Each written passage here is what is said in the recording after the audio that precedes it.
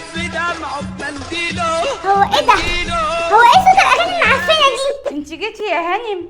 طبعا ما انت بتلفي وسايباني لوحدي مع النقاش. انا عايزه اعرف بس ايه صوت المهرجان المعفن اللي هو مشغله دوت؟ الشارع كله سمع يا ماما. اسكتي، انت تفهمي حاجه في الاغاني دي؟ والله ما مهونه عليا غير دماغ الاسطى جابر في الاغاني دي.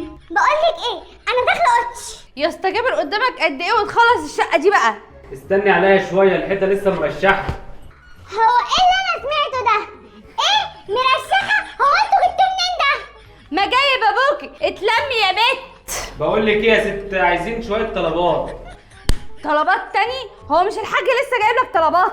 صحيح، هو كل شويه مصاريف. لما الكبار يتكلموا العيال الصغيره ما تتكلمش. يوه طلعتنا عن شعورنا يا اسطى بقى. احنا لغايه دلوقتي دافعين في الشقه ديت الشيء الفلاني. وانا مالي يا حاجه، انتوا ما بيضتوش من سنه 50 والشقه معفنه زي بنتك اللي جوه دي، وشوفي لك حد يكمل الشغل. انا ماشي.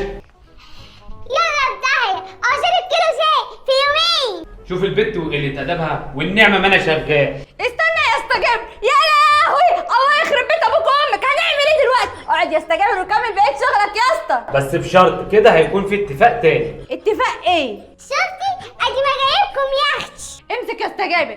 اسكتي يا بنت الجزمه.